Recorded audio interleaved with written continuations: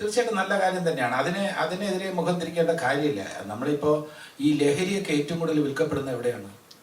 സ്കൂളുകളുടെയും കോളേജുകളുടെയും അടുത്താണ് ഏറ്റവും കൂടുതൽ വിൽക്കുന്നത്.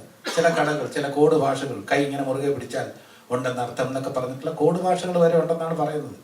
പിന്നെ ഓപ്പണായിട്ട് തന്നെ കാലം മാറിപ്പോയിരിക്കുന്നു. ഓപ്പണായിട്ട് തന്നെ എന്താ പറയുക, കോളേജ് വിദ്യാർത്ഥിനികൾ തങ്ങൾക്ക് ഇഷ്ടപ്പെട്ട ബ്രാൻഡിനെ കുറിച്ച് ഡിസ്കസ് ചെയ്യുന്ന വീഡിയോ ഞാൻ കണ്ടു. അപ്പോൾ കാലം അങ്ങനെയാണ് പൊയ്ക്കൊണ്ടിരിക്കുന്നത്. അത് ശരിയാണെന്നോ തെറ്റാണെന്നോ പറയാൻ പറ്റും. അത് അവരുടെ അവകാശമാണ്. പുരുഷന്മാർക്ക് മാത്രമേ അങ്ങനെ മദ്യപിക്കാവോ എന്നൊരു ചോദ്യമുണ്ട്. അതേ അവസരത്തിൽ ഇങ്ങനെ ഓപ്പണായിട്ട് മദ്യപാനത്തിനെ പ്രോത്സാഹിപ്പിക്കുന്ന തരത്തിൽ കുറെ വിദ്യാർത്ഥിനികൾ സംസാരിക്കുന്ന കേട്ടപ്പോൾ എനിക്ക് ഷോക്കും സങ്കടവും ഉണ്ടായി. അത് വനിതകളായതുകൊണ്ടോ വിദ്യാർത്ഥിനികളായതുകൊണ്ട് മാത്രമല്ല, വിദ്യാർത്ഥി സമൂഹം ആണായാലും പെണ്ണായാലും എതിർക്കപ്പെടേണ്ടത് തന്നെയാണ്. പക്ഷെ അതിന് സൊസൈറ്റി കൂടുതലൊരു അക്സെപ്റ്റൻസ് ഇങ്ങനെയൊക്കെ കഴിക്കുന്നു എന്ന് പറയുമ്പോൾ അത് വ്യൂ ചെയ്യുന്ന വീഡിയോസ് വ്യൂ ചെയ്യുന്ന ആൾക്കാരുടെ എണ്ണം കൂടുന്നു.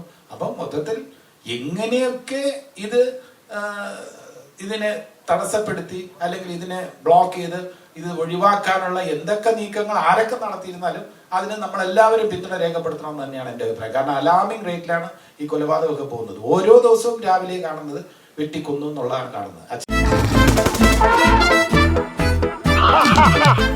അച്ഛനാകെ ക്ഷണിച്ചു.